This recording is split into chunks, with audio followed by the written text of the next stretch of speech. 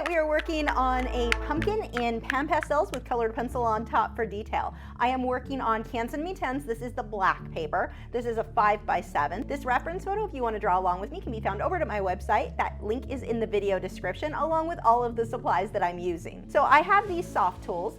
These little guys with the little sponges on top. These guys can be found, or you'll want to get lots of these. When you order the soft tools, get a lot of the, here, I'll show you the refill pack. Mine's actually open and gonna spill everywhere, but it's a refill pack with all the little sponge replacements. You're gonna need those. I'm going to be using a cream color, so to mix that, I'll be mixing white and a bit of, this one is the burnt sienna. And these PanPastels, you can see in the palette, they pop out. I do recommend if you get these, get the little trays that you store these in. They have different sizes. Oh my gosh, it makes life so much easier.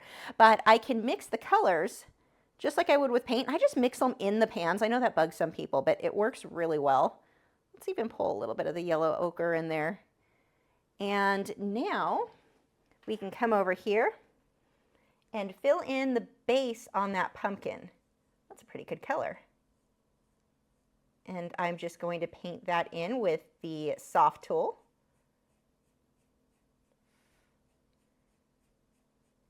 I'll have to put a few layers on this.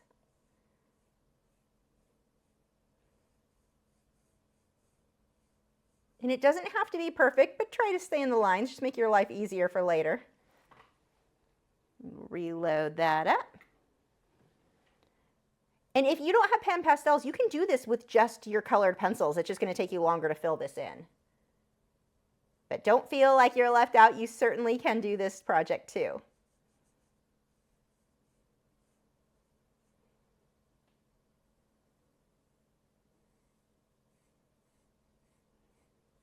Now, as we get into this section, we're going to have more shadows. So I'll start putting some purples and magentas in there. Actually, let's pull some of that red oxide in as well. We'll start getting some of those darker tones now. And then this section will also have a darker area. A little bit of a dark spot over here as well. We're just building this up, so this is going to be a hot mess right now. That's totally fine. And then what I'm doing, I've got a paper towel here, and I'm just wiping that off when I get a lot of the pastel on there, and just wipe it off if it's too much. I'm going to pull some magenta and purple, mix that with a little bit of the red oxide. I want to darken that up just a little bit. So there, and then on this side as well, and a little bit over here, and on top of that one. Now that's not all we'll do for our shading, but it gives us a good start. Now for the orange, we've got that definite bright orange. I can use the same colors there. I'm going to mix some red in with this brighter orange. And this is, I never get these colors right. Okay, that one's just orange. That is what I would name it. And permanent red. So those are the two colors I mixed here. I'm going to go ahead and get some of this in so I don't have as much work to do when I start with the colored pencils. And I'm letting each of these little brush strokes show. I don't want it to be perfectly smooth. It's kind of blotchy. That is what we want.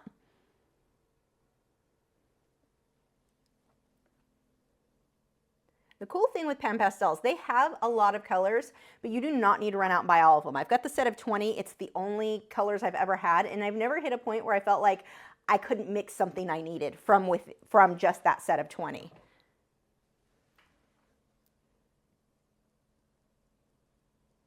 And they've lasted me. I haven't had to replace any of these. I've been using the same ones for years.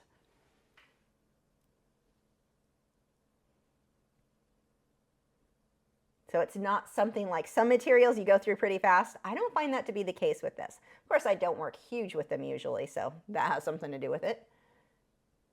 Now, as we get over into these, we're going to start getting a lot darker. So I can pull some green. We'll get this olivey green.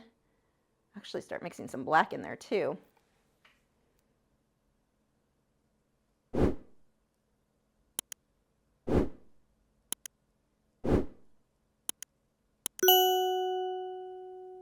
Starting to build that up. I'm not going to try to put too much detail here. We're going to do that with the colored pencils, and I'll have to fix the color. Mine's a little bit brighter than what you're seeing, or the camera is a bit brighter than what I'm actually seeing on mine. But let's go ahead. We've got the brown and some white, maybe a little bit of gray for this. And I haven't even changed the soft tool. I've been using the same one this whole time. It's fine. Like if some of the other colors blend into it, it's not a big deal. If I needed like really pure colors, I would worry about it, but not here. I just keep wiping it off on my paper towel and reusing the same one. Okay, I'm gonna go ahead and actually let's get some brighter areas in the pumpkin. And I think I'll end up having to spray this with Spectrafix, let it dry, and then get some of these brighter areas over it because they're not showing up very well at this point. I've got too much product on the paper. I'm using the smooth side of the Canson Me10s, and so you only have so much grip there. It's nice because it's smooth, but it's also annoying because it's smooth and so stuff isn't sticking as well. I find both, with Canson Me10s, everything sticks on both sides pretty well compared to some other papers, but that only gets you so far. Okay. Yeah, I'll spray that and go over it. So before I spray it though, I'm gonna go ahead and just take the brown and I'm gonna pull a little bit of the red oxide into that brown so that's not so grayish. And we're just gonna get the hint of the wood that this is sitting on. Now this is where you can see what I was talking about. Some of the pumpkin color smudged into it, but it just ends up looking like a bit of the reflection of the pumpkin, so it's kind of cool. Now I'm going to take a piece of this paper towel and just smudge that out so it stays really soft. I don't need it that dark. I just want the hint of that in there. A little bit more behind the pumpkin. We'll pull that out. I don't want it to just sit right under. That will look really weird, so we want to pull that back behind it a bit. And I'm going to soften that again. I'm going to come through with some black. And again, just wiping this off on my paper towel. I'm just kind of tapping. If you rub too hard, this will rip. These are not super sturdy. Now I'm going to take some black. I'm going to create a bit of shading under here. And just pull that so that it's horizontal lines. Just streak that out. Just looks like a bit of the wood grain. And that's about it. I just want to soften it a bit.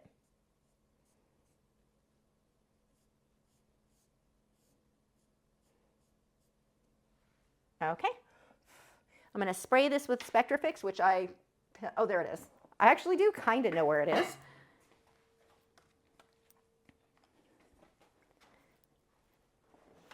I'm going to test that just because, okay, we're good.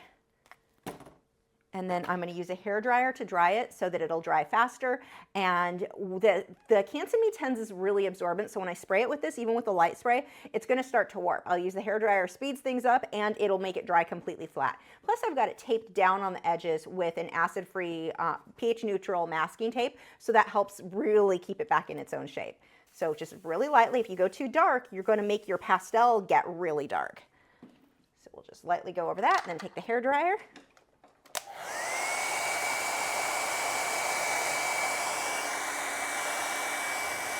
And you can see this paper starting to move with the wind force from the hairdryer. You can really see what I mean by it stretches a lot when it gets even a little bit wet with the Spectrafix.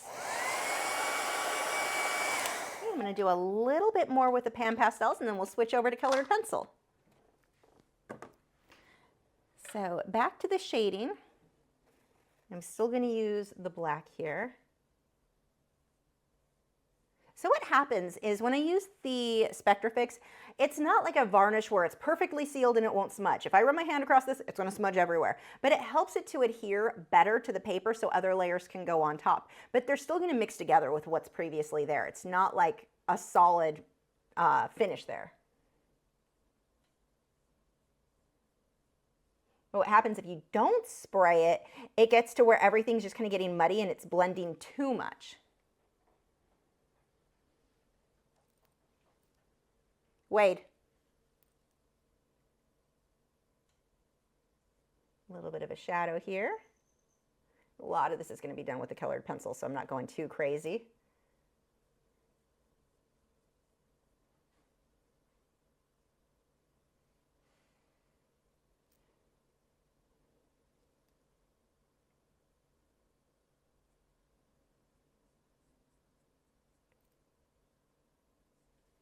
Gently, lightly blend that. We're going to do some highlights. I'll spray and dry this again. So right now, this side of my soft tool is just really, really dark. We can blend some of it off. I don't want to just jump into the cream tones that I need because it's just going to create mud. So what I'm going to do instead is flip it over. The other side is perfectly clean, so I can use that. So I'm going to go with mostly white, a little bit of my red oxide, and let's just pull. Yeah, it's not really showing up that much, so I'll do most of the highlights then with a colored pencil. A little bit.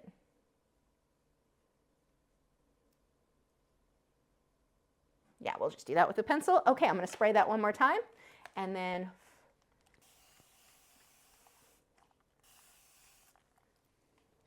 if you use the spray bottle that the Spectric Fix comes in, you get way heavier droplets. I'm just going to tape this here, and that's going to allow me to rest my hand on the board as I work. So what Glass is it's pH neutral, acid free. It can touch the artwork, not going to cause problems. You could put another piece of paper there. It's better than nothing. You don't want the oils of your skin touching the work, besides the fact that you would be smudging things. But I want to keep my hands off it as much as possible. This allows me to do that, but also nothing sticks to it. So like a little piece of pastel gets under it or something like that, it's not going to end up smudging all over the place like it would with paper, where it would stick to the paper and then stick to the other paper. So this really, you don't have many problems if you go with glassine, and it's fairly inexpensive. You can get a roll of it. It lasts you a really good long time. I also use this for the artwork when I ship it. If it's like an acrylic painting, the oil painting that I'm waiting for it to dry before I can ship that, but I'll wrap everything in this. That way I don't have the non-acid free cardboard pushing directly on the artwork. So this stuff is wonderful. Moving on, let's get started. I'm just going to start with the stem. So I need a tan color. It doesn't really matter what colors you use that much. It's are your values correct? Dark, stark, I can't talk. Dark, stark enough, light's light enough. A lot of people, when they're getting started with this, they focus so mumuch on the color. Do I not have any cream pencils that are in here? I guess not. But they will focus so much on the color, thinking if I just knew what color to use, my work would look realistic. No, it's not about the color, it's about the values. Or your dark's dark enough, your light's light enough, getting that contrast in there. That is what will make your work look realistic. I could paint this pumpkin in purples, and it would just look like he's a realistic pumpkin under purples, as long as my values were correct. Like right now, I'm technically using a warm gray instead of cream. It doesn't matter, it looks fine. I mean, I could go through the trouble of finding one of my cream pencils, but it's not going to make that big of a difference in the end, so why bother? It's the values. So we're just going to build up these shadows. So pay attention to where the shadow, the darker areas are. We've got some roses in there. And it doesn't need to be exact to your reference photo. We just want it to be close. We're just using that as a guideline. And look already, it looks fairly three-dimensional, and it's sticking out there. I'm going to pull some Caput Mortem, one of my favorite pencils. I use this on pretty much everything. This one is a Polychromos pencil. I probably go through more of these. This and black are the two colors I use the most of with Polychromos. There we go, just a little bit of sketching lines in there. Okay, and now, do I want to start with the dark or the light? Let's start with the darker area. So I'm going to use the Caput Mortem in the brown for this area here, the shadowed area. It's not really much different in value than what I already have. It'll look a lot different once I get the darker area or the light areas in. This is actually the right color. It's just that what's next to it isn't light enough yet, so it doesn't appear to be the right. I'm also going to need some greens. This is a good one. This one is Chromium Green Opaque. We'll use that because these greens are more of a brownish green. We don't want too bright. We've got these little sections of color coming out here. Now, if you are an artist, when fall comes around, trust me, pick these up at the grocery store whenever you see them and use them for reference photos so you've got them all year round. This is one that I took myself. Every year I get a bunch of these and take so many photos.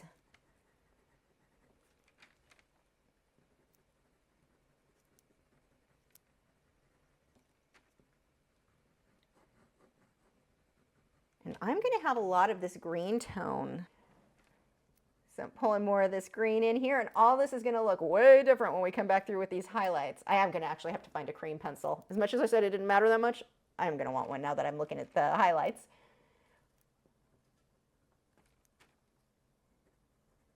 And I'm just kind of making these little sketches, little squiggly marks, little round. Variation is the key for this. I don't want everything looking the same. And what will happen is I keep layering this. It's going to look, it right now looks out of focus. It'll look like it gets more and more in focus the more I work on it. And let's see. I could use cream from another brand. Oh, that's a pretty color. That is Caran d'Ache's Brown Ochre 50%. I like the polychromos for this because they sharpen to such a fine point.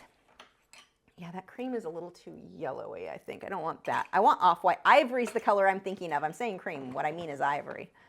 I've got so many of those pencils. I just don't know where they are right now. But the reason that I like these, the polychromos are a harder lead, and so the line is going to be a bit cleaner right now for what I'm doing, being that I don't plan to blend this out with OMS or anything. So that's why I'm liking the polychromos. You can use whatever you want. Let me grab that. Okay, brand new ivory pencil. So that is what I'm going to start using that, and I really do like this Brown Ochre 50%. I'm going to mix those two for a lot of this. And I'm going to start creating these definite shapes, pulling it into these dark areas. This is really going to pull things into focus. And I'm putting a decent amount of pressure at this point. I don't plan to do a lot of layering over this, so I can do some burnishing, especially around the edges that I want nice and clean. I'm burnishing on top with this Brown Ochre 50%. Yeah, that's a beautiful combination.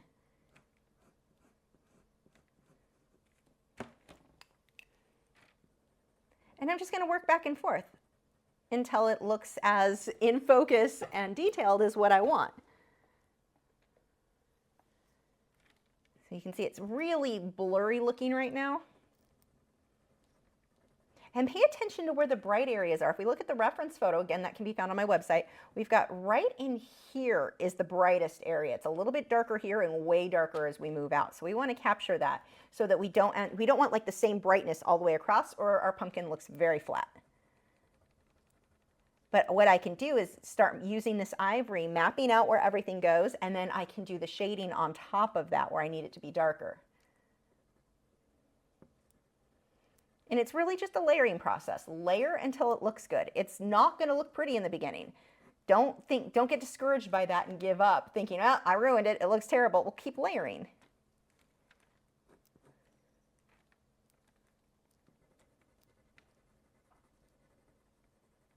And I am not trying to copy my shapes or anything in there exact to the reference photo. I'm really worried more about where are my lights, where are my darks. That's what's going to make the big difference here. See, even here, I'm not going to jump to ivory even there for the lightest area. I'm going to do a base first with this brown ochre, and then I'll put ivory a little bit over it in a couple of spots.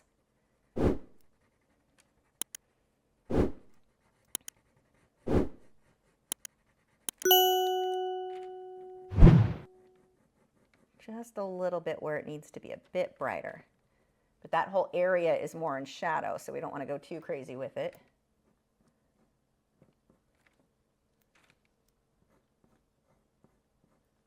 Defining the tops of these. See how it starts pulling everything in focus.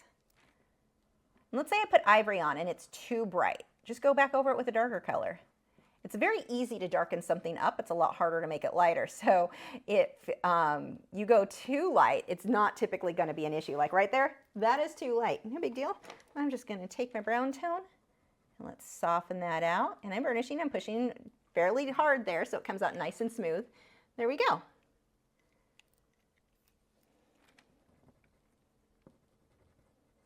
Now, any area where I want it super bright, I'm going to take a more opaque white pencil, something that has a higher wax content. So Derwent Light Fast is really opaque. Derwent Drawing is really opaque, not as good for detail, but it is very opaque. Or my Caran d'Ache Luminance White, and do that just for my brightest areas.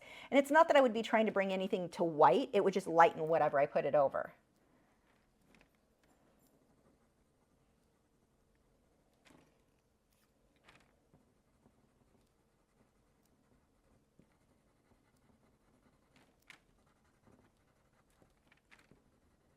Get that really mottled look in here. And I'm going to need a darker brown. I actually, You know what, instead of dark brown, I think I'm going to go with a purple, like nightshade, or actually just purple with Derwent Light Fast. No, dark indigo would be too blue, not you. Nightshade, so here are two. My pencil box is falling over. So I'm going to use this purple. Yeah, that works really well. This is Derwent Light Fast Purple, which is really more of a reddish purple color. Now, I like using this purple color for a lot of these darker shadows instead of just jumping straight to black, because it's going to have a much deeper look. I'm going to get better depth in the piece if you just jump straight to black for everything, for every shadow. And I'm not opposed. I know some artists don't use black at all. I use it all the time, but you want to not depend on it for everything or things start looking flat.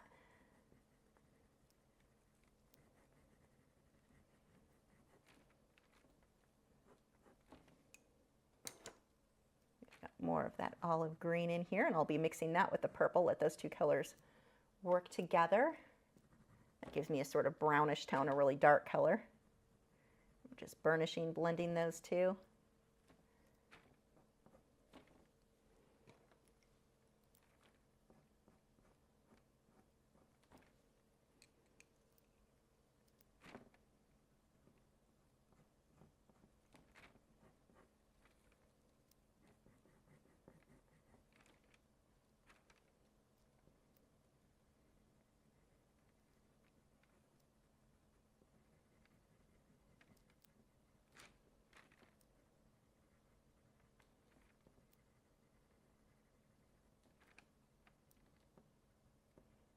And that purple, you can see it stands out really well. I can also take that and line some of the oranges to find that a bit better. I'm not outlining everything, just a little bit here and there, shade it in.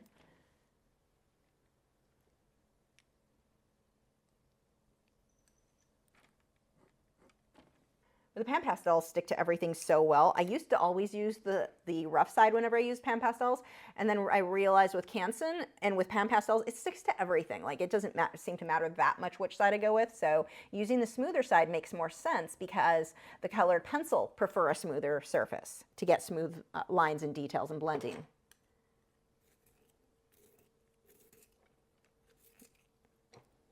And for sharpening my pencils, I'm just using these little Coom handheld metal sharpeners. Those are my favorites.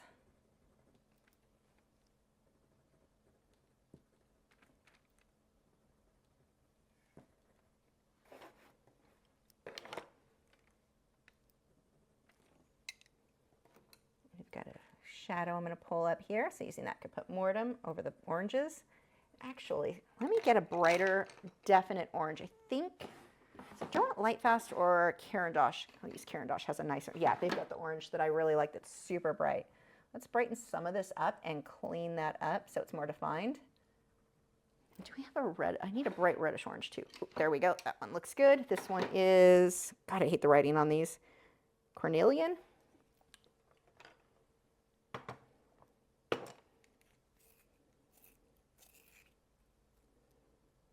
If you have not already, please like this video, share it wherever you share your social medias, whatever platforms you're using. Please like, please share, please leave a comment too.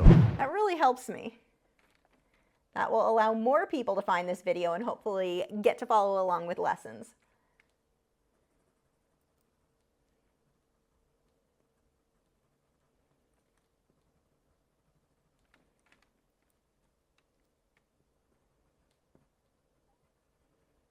So this is that Cornelian, it's that reddish orange, and this is allowing me to get a little bit more detailing in that orange that I already have. Let's pull some, can put mortem in there where we want a deeper shadow.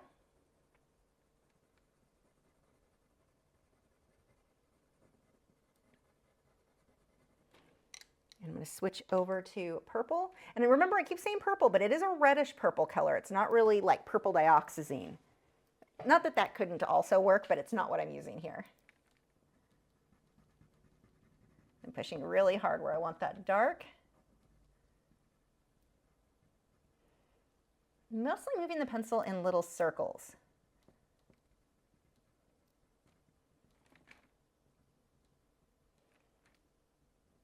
Now, Now, if you're looking at that reference photo, it's not that there's a bunch of purple in the photo or a lot of magenta, reddish purple. It's that if any time I'm using orange, I will almost always use purples and magentas because they look so good together. So you can see on the reference photo where it's really a dark orange around the lighter orange. Mixing that purple in there just looks good.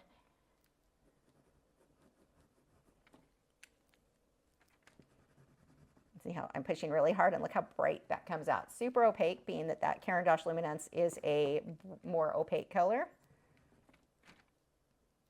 I want a few bright areas in here, not too much.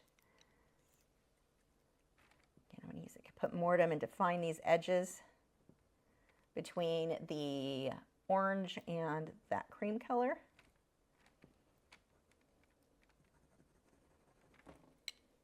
I'm going to switch over to black as I move down at the bottom. Let that layer in just because I do have the black from the paper I want that to blend in with.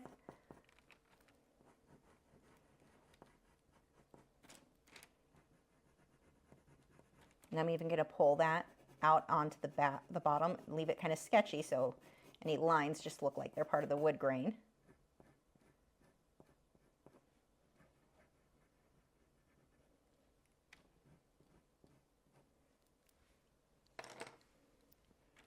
And then that transition from the black up into the shadow of the pumpkin, I'm going to switch over to the Caput Mortem.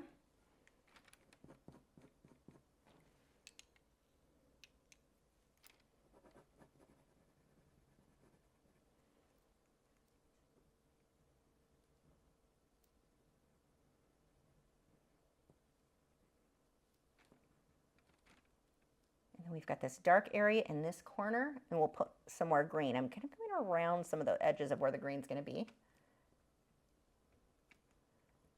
Some more of the purple around the oranges here. See how it really cleans up and defines those edges. Unfortunately, the webcams make it a little bit softer, a little bit more blurry than what it is. It's super in focus on this one.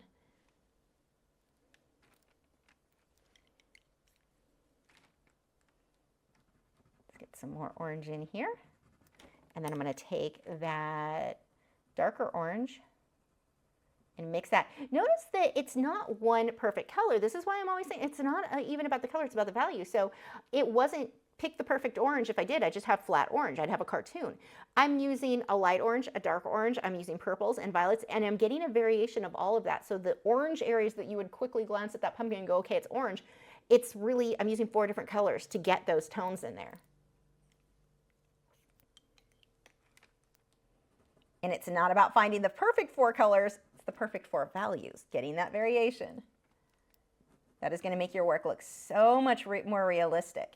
It doesn't matter how much detail you do or what perfect colors you choose. If your values aren't in there, it's not going to look realistic. It's not going to have that 3-dimensional look. We've got a shadow right on the inner corner right here. We want to make sure we capture those. I'm just using Caput Mortem for those shadows.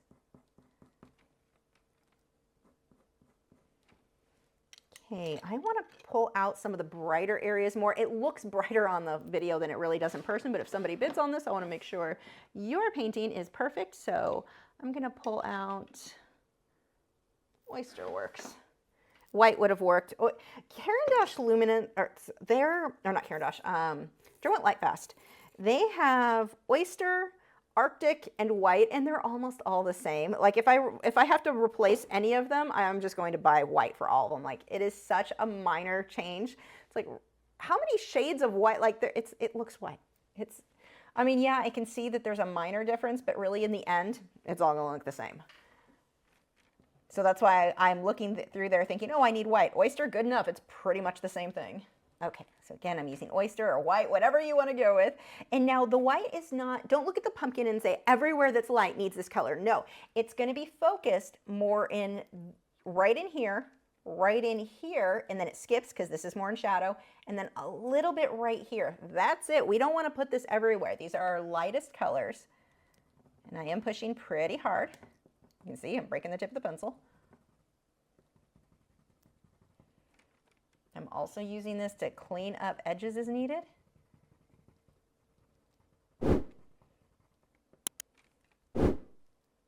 Like like as I come over here, this stays with the darker values. A little bit over here, where the light is just catching. And if you go buy your own pumpkins, you can do this with like flowers from the grocery store too, whatever you can do with a fork out of your drawers, it doesn't matter. But get interesting lighting. Try taking photos when you're doing your own reference photos early morning or late afternoon when that sun is lower in the sky. Natural lighting, I have the best luck with natural lighting versus artificial setting up my own. And I mean, this one was with artificial, but I've found the most gorgeous lighting if you can find the perfect spot in your home or outside where the sun is lower. You can get some really interesting pieces, but that's going to make for a much better piece than something that's just evenly lit in the day all around. You really want those definite shadows and highlights in your work. So try to get that in your reference photos. No, not black. What am I doing with that? So get some more green. Let's pull that here. At this stage, it's just looking at my piece and deciding what would make it better, where it could use a little bit more detail. I can even use that green. Actually, I need to sharpen that green. I can use that around the edge of some of the orange. I don't want to outline all the orange with purple or everything with one color because that's not going to look realistic either. So some of it has darker outlines with a bit of the purple. We'll have some with the green.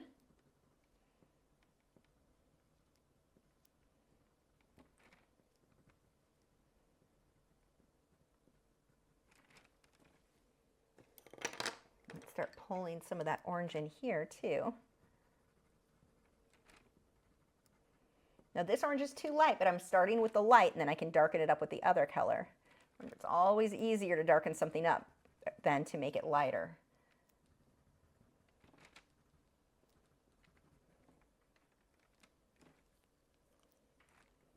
Now we'll go over it with the darker orange.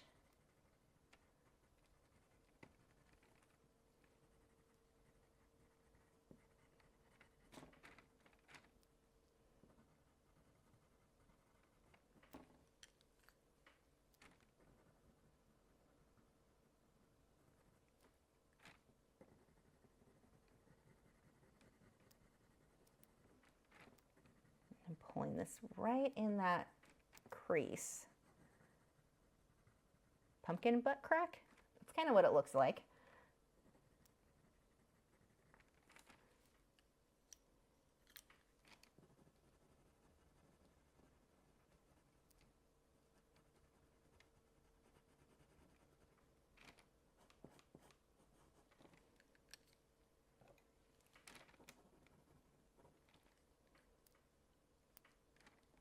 I don't like how far up this comes and then down. I'm going to pull this a little bit lower and even this out.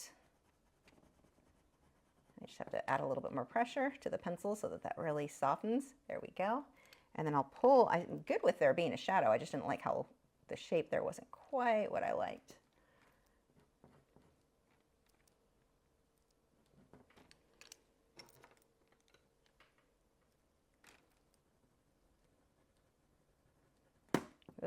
Broke my pencil, pushing too hard.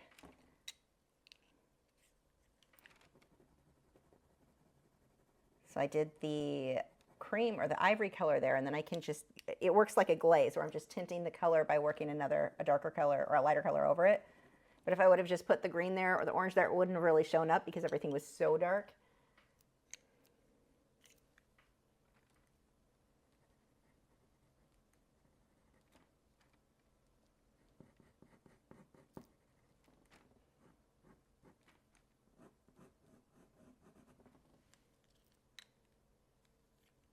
Actually, for that highlight, where did my, there it is, it's hiding my Caran d'Ache luminance color. That needs to be sharper. Now this is the thing, yeah, hate webcams, but it's kind of blurry, but in person, it's rough looking. It has that sketchy, the little bumpy look. I want to smooth that out by having a sharper pencil and pushing a little harder.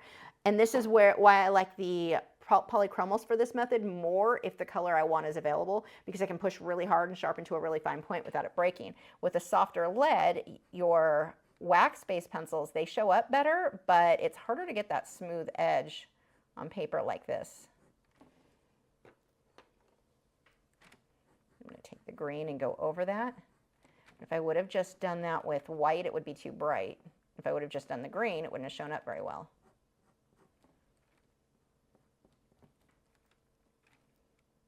We are almost done with this guy. There's really not much more he needs. I'm actually really happy with him. Fun, quick little project. This would be great too. I need to get a sketchbook with black paper so I can just do a bunch of different projects like this and that. Have a nice little book of stuff.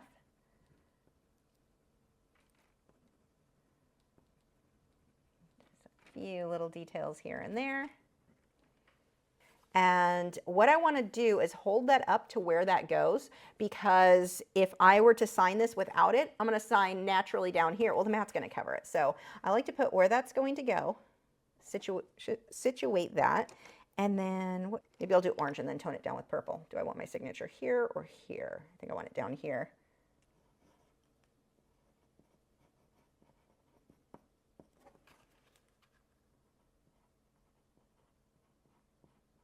There we go. So you can see my signature, but it's not like, hi, I'm really in your face. Let me pull it over here. This guy looks like the level of how much he looks better in person than on camera is kind of intense. Yeah, he looks you can see the detail a lot better there. There he is, cute little guy, really pretty, looks so much better in person.